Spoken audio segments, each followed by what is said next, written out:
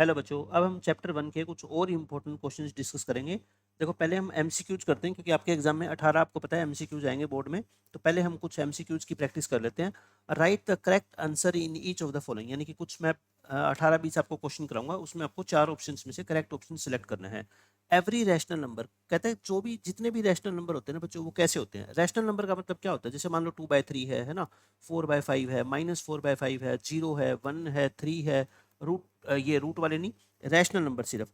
ये सारे के सारे रैशनल नंबर बच्चों कहते हैं कैसे नंबर होते हैं, इनमें से बताओ। सारे रैशनल नंबर कौन से होते हैं बच्चों? रियल नंबर होते हैं ना, क्योंकि रियल नंबर की जो पूरी फैमिली होती है उसके दो पार्ट होते हैं, एक रैशनल और एक बच्चों क्या होते हैं, इरेशनल नंबर्स। यानी कि जितने भी रियल नंबर होते हैं उनको दो कैटेगरी में डिवाइड करते हैं, रैशनल और इरेशनल। तो रैशनल नंबर भी तो किसका पार्ट है बच्चों?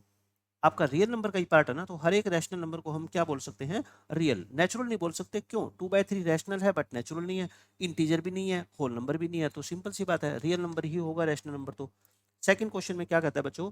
Between two rational number. आपको पता है कि देखो, मैंने आपको ये थ्योरी बताई है कि यहाँ पे भी मान लो एक रैशनल नंबर है और यहाँ पे भी बच्चों एक रैशनल नंबर है ना। इन दोनों रैशनल नंबर्स के बीच में बच्चों हजारों लाखों करोड़ों यानी इनफाइनेटली मैनी ही तो रैशनल नंबर्स होते हैं, और इनफाइनेटली मैनी ही बच्चों इरेशनल नंबर होते हैं। बल्कि रैशनल नहीं, मैं कहता हूँ कोई भी रियल नंबर हो, इरेशनल भी हो सकता है। यहाँ पे कोई भी रियल नंबर हो और यहाँ पे भी कोई भी रियल नंबर हो, बस आप याद रखो इन दो रियल नंबर के बीच में हमेशा आप बात याद रखना, infinitely many rational and irrational numbers होते हैं। ठीक है, इनफाइनेट ही रैशनल होते हैं और इनफाइनेट ही क्या होते हैं बच्चों? इरेशनल नंबर होते हैं। ये थ्योरी है। तो there is no rational number गलत है। दो रैशनल नंबर के बीच में कितने रैशनल नंबर होते हैं? इनफाइनेटली मैनी रैशनल नंबर होते हैं। ऑप्शन नंबर 3 आपका करेक्ट है। अच्छा, एक देखो ऑप्शन नंबर 4 में भी कहता है, ऑप्शन नंबर 4 में कहता है there is only one rational number, एक रैशनल नंबर होता है। There are only rational numbers and no irrational numbers. कहता है दो रैशनल नंबर के बीच में सिर्फ और सिर्फ रैशनल नंबर्स होते हैं, इरेशनल नंबर नहीं होते। नहीं बच्चों, ऐसा नहीं होता, इरेशनल भी होते हैं और रैशनल भी होते हैं। ठीक है, जैसे मान लो एक रैशनल नंबर है आपका 3.9 है, ठीक है, और एक रैशनल नंबर है मान लो 3.51। आप ये बताओ इन दोनों के बीच में कोई एक नंबर बता दो आप मेरे को। 3.52 है ना, तो 3.52 का इरेशनल बनाना है तो ये बना सकते हो ना, इरेशनल बनाना। और आपको पता है ऐसे हजारों लाखों बना सकते हो, मतलब कि दो रैशनल नंबर के बीच में इरेशनल नंबर्स भी होते हैं और रैशनल नंबर भी होते हैं, दोनों ही होते हैं। ठीक है, तो थर्ड ऑप्शन इसका करेक्ट है।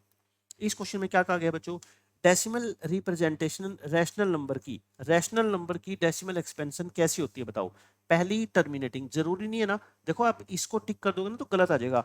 टर्मिनेटिंग का मतलब आप गारंटी ले रहे हो कि रैशनल नंबर की जो डेसिमल एक्सपेंशन है वो टर्मिनेटिंग होती है। नहीं, देखो 10 को 3 से डिवाइड करो, क्या आएगा? 3.3 बार आएगा, ये तो नॉन टर्मिनेटिंग है।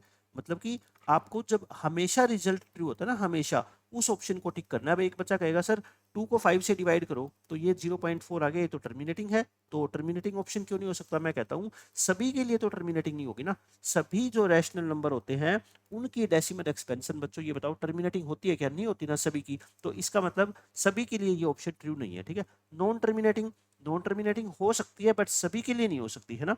तो नॉन टर्मिनेटिंग रिपीटिंग, देखो नॉन टर्मिनेटिंग रिपीटिंग या नॉन टर्मिनेटिंग नॉन रिपीटिंग, बच्चों ये तो हो ही नहीं सकती। नॉन टर्मिनेटिंग नॉन रिपीटिंग तो किसके लिए होती है? सिर्फ इरेशनल नंबर के लिए होती है। ये क्या होती है? फॉर इरेशनल नंबर्स के लिए होती है। अब ये बताओ नॉन टर्मिनेटिंग रिपीटिंग ये हो सकती है ना, नॉन टर्मिनेटिंग होगी तो क्या होगी? रिपीटिंग होगी। ये अपना क्या है? करेक्ट ऑप्शन है। देखो आप ये नहीं कह सकते कि सभी के लिए ऐसा होता है, बट ये ऑप्शन क्यों करेक्ट है चारों में से?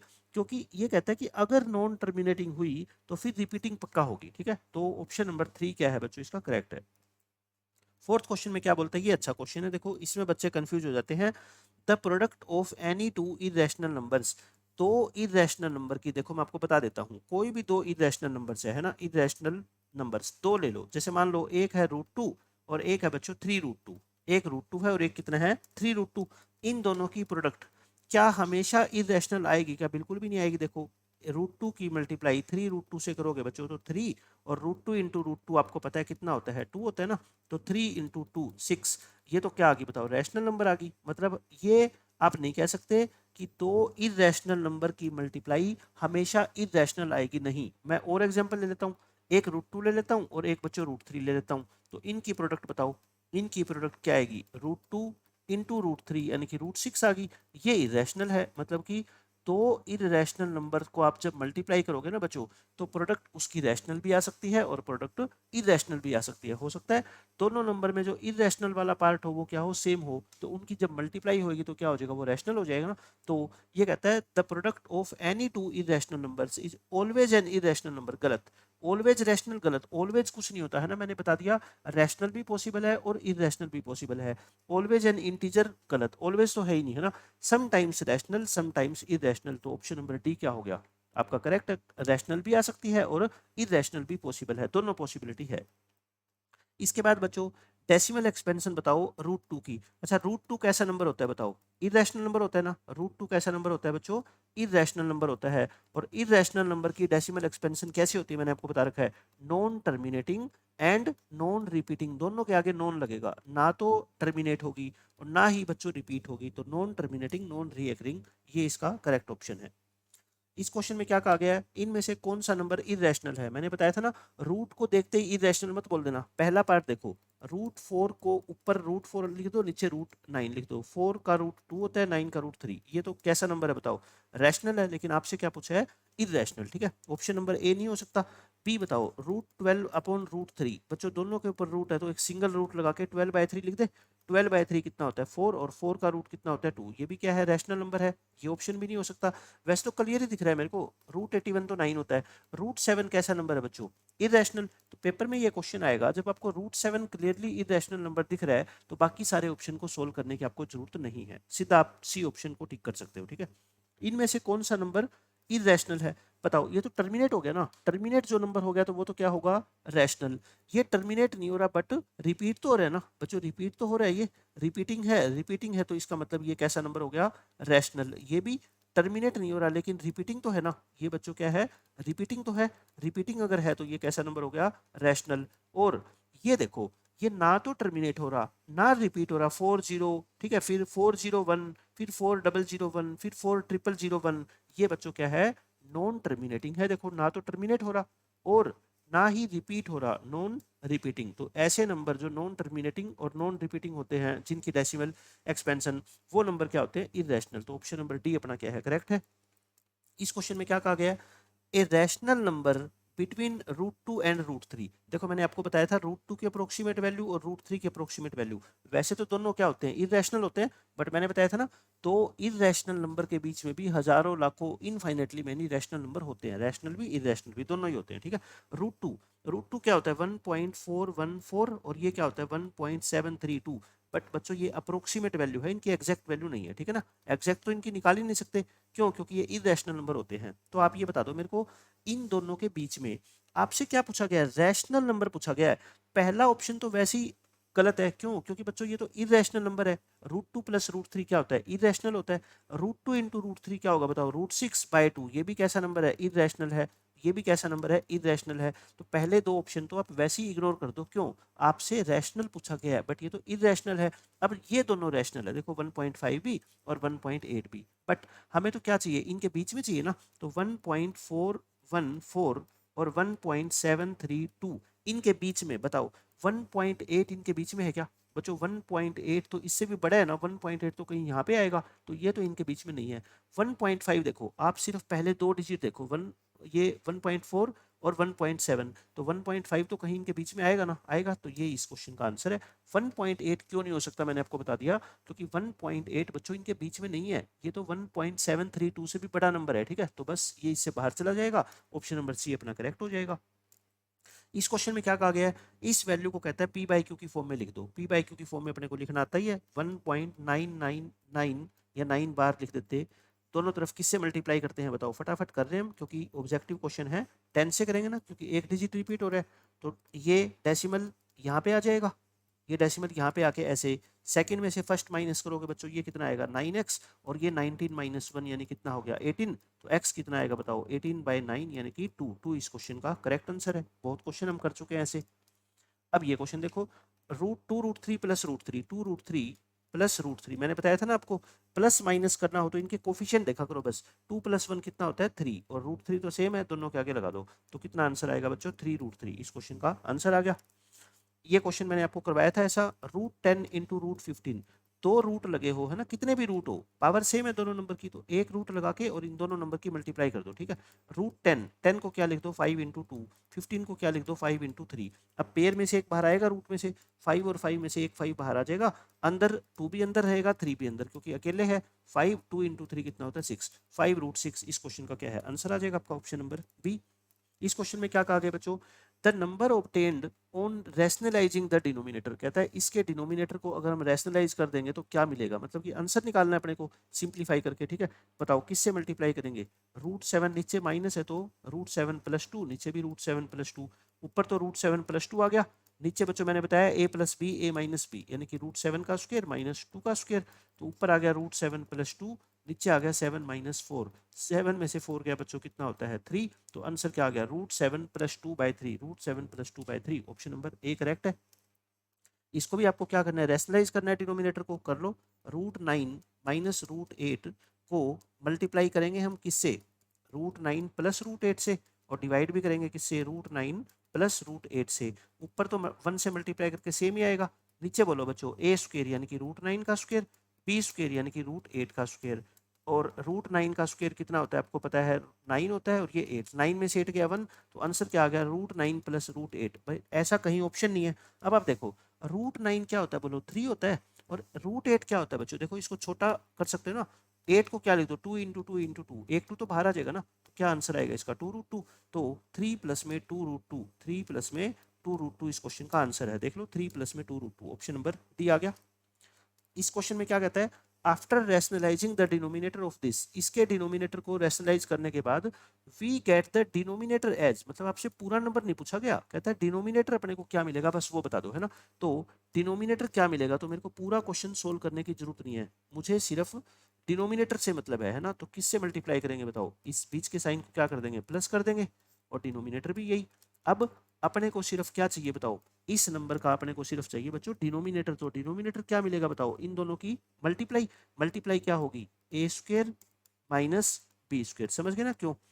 अब मैंने इसका स्क्वायर बताया था, 3 का स्क्वायर कितना होता है 9, √3 का स्क्वायर कितना होता है 3, 2 का स्क्वायर कितना होता है 4, और √2 का स्क्वायर कितना होता है 2, 9 3 जा 27, 27 में से 8 माइनस करोगे 19, 19 बच्चों डिनोमिनेटर के अंदर आएगा, ठीक है। डिनोमिनेटर में तो क्या आएगा 19 ही आएगा, बाकी नंबर तो ऊपर रहेगा सारा। ये क्वेश्चन देखो अच्छा क्वेश्चन है, √32 बच्चों मैं अलग अलग आपको सोल्व करके दिखा देता हूँ, देखो 32 को या तो 2 इंटू 2 इंटू 2 ऐसे 5 टाइम्स लिख लो, या 16 2 भी तो होता है, क्योंकि मेरे को पता है कि 16 एक परफेक्ट स्क्वायर नंबर होता है ना, 4 इसका स्क्वायर रूट होता है। 48 को 16 इंटू 3 लिख सकते हो, 16 का स्क्वायर रूट कितना होता है बच्चों 4 होता है ना, 4√3 आ गया। इसी तरह से बच्चों √8 अभी मैंने बताया था 4 इंटू 2, 4 का स्क्वायर रूट कितना होता है 2, तो 2√2 हो गया। √12, 12 को क्या लिखते हो 4 इंटू 3, 4 का स्क्वायर रूट तो बाहर आ जाएगा कितना 2, 3 अंदर रह जाएगा, तो मैंने चारों को सिंप्लीफाई करके लिख दिया, ठीक है। तो बताओ मेरा आंसर क्या आ जाएगा, √32 को मैं क्या लिख दूं 4√2, 48 को मैं क्या लिख दूं बच्चों √48 को 4√3, और नीचे 2√2 और प्लस में 2√3। अब आप ऊपर से 4 कॉमन ले लो, 4 कॉमन आ रहा है ना, क्या बच गया √2 प्लस में √3, नीचे से बच्चों 2 कॉमन ले लो, क्या बच गया √2 प्लस में √3, ये सब कट गया, देखो ऊपर भी √2 प्लस √3 ये कट गया, तो क्या आंसर आ गया 4/2, 4/2 कितना होता है 2, 2 इस क्वेश्चन का करेक्ट आंसर है। 16th क्वेश्चन बच्चों ये आसान है, देखो यहाँ पे अंदर 4 लिखा हुआ है, देखो अगर यहाँ पे मान लो कोई नंबर x है और यहाँ पे 3 लिखा हुआ है, तो इसका मतलब क्या होता है x की पावर 1/3। अगर मान लो यहाँ पे बच्चों x है और यहाँ पे 10 लिखा हुआ है, तो इसका मतलब क्या होता है x की पावर 1/10। तो फिर बताओ मेरा आंसर क्या आएगा 81 की पावर -2, जो अंदर नंबर है ना वो तो एज इट इज चलेगा, ठीक है।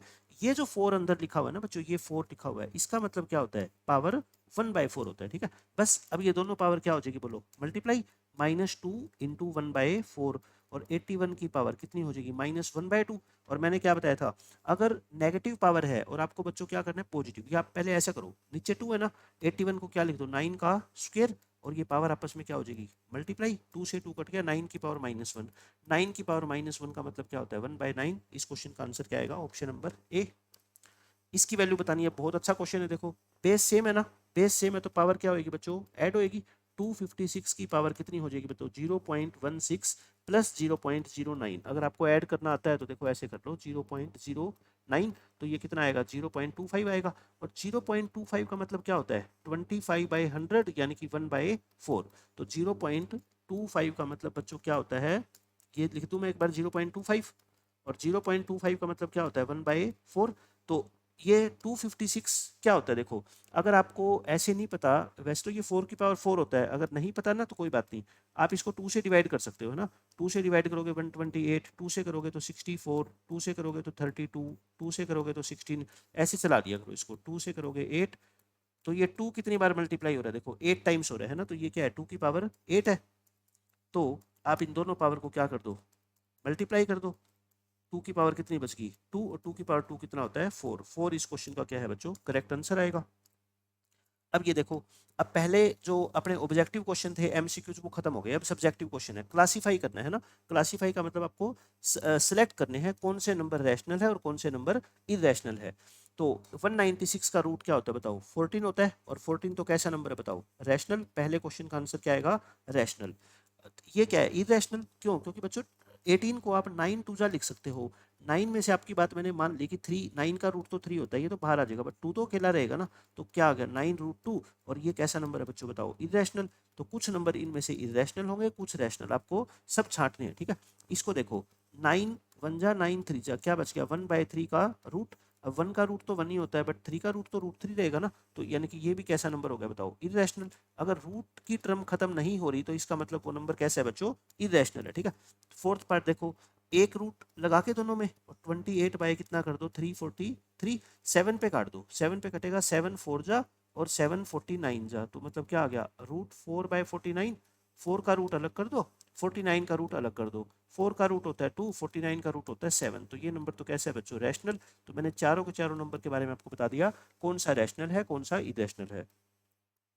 उसके बाद बच्चों देखो क्या कहता है, सिंप्लीफाई करना है, प्लस माइनस मल्टीप्लीकेशन डिवीजन कभी भी रैशनल इरेशनल नंबर की आ जाए तो आप देखो इसमें कोई आइडेंटिटी तो लग नहीं सकती, तो क्या करोगे, देखो ये यहाँ माइनस का साइन है और यहाँ प्लस का साइन है, कैलकुलेशन में मिस्टेक ना हो बच्चों इसके लिए मेरी बात ध्यान से सुन लो। प्लस वाली टर्म पहले लिख लिया करो है ना, वैसे तो कोई फर्क नहीं पड़ेगा, माइनस वाली से कर दो, बट उससे ना कई बच्चों की कैलकुलेशन वीक होती है तो वहां पे मिस्टेक हो जाएगी, तो मेरे कहने पे आप प्लस वाली टर्म को पहले लिख लो। फिर क्या करते हो बताओ, इस पहले वाले नंबर की मल्टीप्लाई इस पूरे नंबर से करोगे, 3√5 माइनस 5√2, और फिर प्लस 3√2 की मल्टीप्लाई बच्चों किससे करोगे, 3√5 माइनस 5√2 से करो मल्टीप्लाई। अब देखो इन दो की मल्टीप्लाई करनी है ना, इसकी मल्टीप्लाई पहले इससे कैसे करोगे, 4 3 जा 12, और √5 इंटू √5 को 5 लिख दूं क्या, ऐसे लिखा करो, ठीक है। फिर 4 5 जा 20, और √5 इंटू √2 को क्या लिख दूं, √10 लिख दूं ऐसे।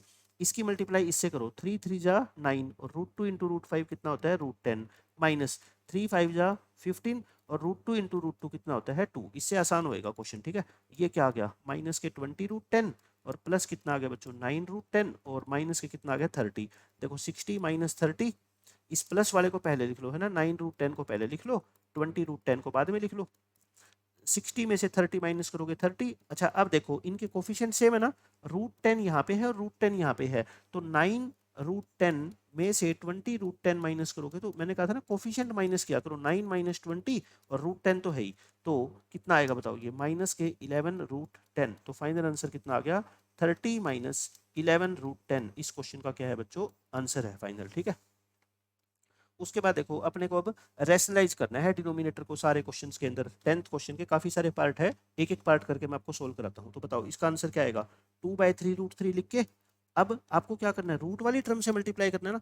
अब मेरी बात ध्यान से सुनो, चाहो तो आप 3√3 से मल्टीप्लाई डिवाइड कर सकते हो, चाहो तो सिर्फ √3 से कर सकते हो है ना, इस 3 का कोई मतलब नहीं है, क्योंकि 3 तो रैशनल नंबर है ना, आपको तो इरेशनल खत्म करना है नीचे से, ठीक है। तो ऊपर 2 की मल्टीप्लाई इससे करोगे तो 2√3, नीचे की मल्टीप्लाई करोगे बच्चों 3 तो अकेला है, √3 इंटू √3 मिलके, √3 इंटू √3 मिलके कितना हो जाएगा 3 हो जाएगा ना, तो 2√3/3 इंटू 3 कितना होता है 9, तो आंसर कितना आ गया 2√3 डिवाइड बाय 9 इस क्वेश्चन का बच्चों आंसर है, ठीक है। सेकंड पार्ट में देखो ये है, तो क्या करें इसको √3 से मल्टीप्लाई डिवाइड कर ले, क्योंकि डिनोमिनेटर में जो रूट है ना बच्चों उसको ध्यान में देखना होता है, न्यूमिनेटर से कोई मतलब नहीं है। तो न्यूमिनेटर के अंदर तो √40 इंटू √3 आ गया। अच्छा डिनोमिनेटर में बोलो √3 इंटू √3 कितना होता है 3। अब ध्यान से सुनो मेरी बात, ये 40 इंटू 3 है ना, 40 इंटू 3 है, अपॉन दिस। तो 40 इंटू 3 को बच्चों आप रूट 120 लिख दो, है ना, रूट 120 और डिवाइड बाय क्या लिख दो 3। ऐसे आपको क्वेश्चन का आंसर निकालना है। अच्छा, इसको ना सिंप्लीफाई भी कर सकते हो। रूट 120 को मैं कहता हूँ, देखो बड़ा नंबर है ना, तो इसके फैक्टर बना के देखा करो आप। 2 से डिवाइड करोगे 60, 2 से डिवाइड करोगे 30, 2 से करोगे 15 और 3 से करोगे 5। तो रूट 120 को आप थोड़ा सिंप्लीफाई करोगे ना, तो देखो इसके प्राइम फैक्टराइजेशन ये होगी। और आपको ये पता है कि इन 2 और 2 में से एक 2 तो बाहर आ जाएगा ना, बाकी तीनों अंदर रहेंगे क्योंकि अकेले अकेले है ये। तो 2√30। तो आप चाहो तो इस क्वेश्चन का आंसर नेक्स्ट स्टेप में ऊपर 2√30 डिवाइड बाय 3 ऐसे भी लिख सकते हो, है ना, क्योंकि कई बार टीचर क्या है, मार्क्स कट कर लेता है, 2 नंबर का है तो वो बच्चे को 1 नंबर दे देता है। उसको ये लगता है कि रूट 120 को, ठीक है आपकी बात मान ली कि कंप्लीटली सोल्व तो नहीं किया जा सकता, बट जितना सिंप्लीफाइड फॉर्म में आप आंसर लिखोगे ना, आप आदत डालो मैथमेटिक्स में सिंप्लीफाइड फॉर्म में डालने की, क्योंकि हो सकता है ये क्वेश्चन एमसीक्यूज में आ जाए, तो एमसीक्यूज में आपको ये ऑप्शन नहीं मिलेगा, आपको ये ऑप्शन मिलेगा, तब भी तो आपको सोल्व करना ही पड़ेगा ना। अब बच्चों ये देखो थर्ड पार्ट, इसके अंदर भी आपको मैंने क्या बताया था, रैशनलाइज करना है। 4 इंटू रूट टू है ना, तो इस 4 को चाहे आप मल्टीप्लाई करो या ना करो, उससे कोई फर्क नहीं पड़ेगा आंसर के ऊपर। तो जब फर्क ही नहीं पड़ेगा तो फिर 4 को मल्टीप्लाई मत किया करो, है ना, उससे कैलकुलेशन लेंथी होगी। सिर्फ आप रूट 2 से किया करो ऐसे। तो ऊपर मल्टीप्लाई कर लो रूट 2 की 3 प्लस रूट 2 से, और नीचे बच्चों इनकी मल्टीप्लाई करोगे तो 4 तो है ही, root 2 into root 2, root 2 into root 2 ऐसे लिख दो। ऊपर चाहे तो मल्टीप्लाई कर लो, चाहे इतना ऐसे ही छोड़ लो, 3 प्लस में रूट 2। ऊपर डिनोमिनेटर से कोई फर्क पड़ेगा, न्यूमिनेटर से कोई फर्क नहीं पड़ता। और ये कितना हो जाएगा बताओ, 4 इंटू 2। तो न्यूमिनेटर को बेशक आप कैसे ही रख लो, उससे कोई भी फर्क बच्चों नहीं पड़ेगा।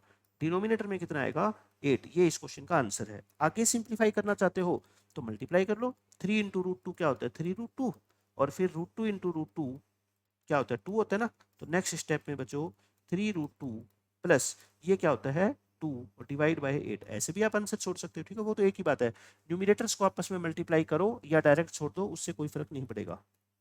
ऐसे ही ये क्वेश्चन है। अब की बार क्या है, सीधा मल्टीप्लाई कर दूं मैं, रूट 41 ये माइनस है तो क्या लिख दो इसको +5, और डिवाइड बाय क्या कर दो रूट 41 +5।